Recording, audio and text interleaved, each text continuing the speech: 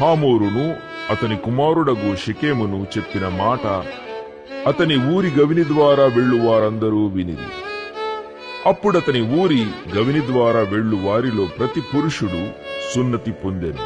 3వ దినమున వారు బాధపడుచుండగా యాకోబు కుమారులలో ఇద్దరు అనగా దీనా సహోదరులైన షిమ్యోనును లేవీయు తమ కత్తులు చేతపట్టుకుని ఎవరికీ తెలియకుండా ఆ ఊరి మీద పడి ప్రతి పురుషుని చంపిరి.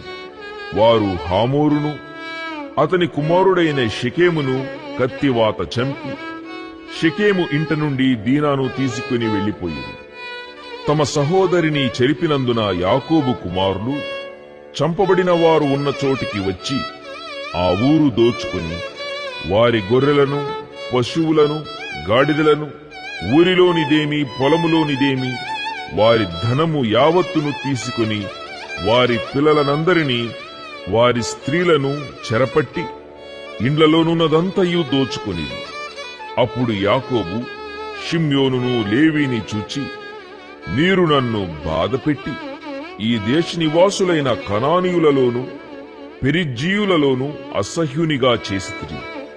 నా జనసంఖ్య కొంచెమే, వారు నా మీదికి గుంపుగా వచ్చి నన్ను చంపెదరు. నేనును నా ఇంటివారును నాశనమగుదుమని చెప్పాను. అందుకు వారు, వేశ్య ఎడల జరిగించినట్లు మా సహోదరి ఎడల ప్రవర్తింపవచ్చునా అనిరి.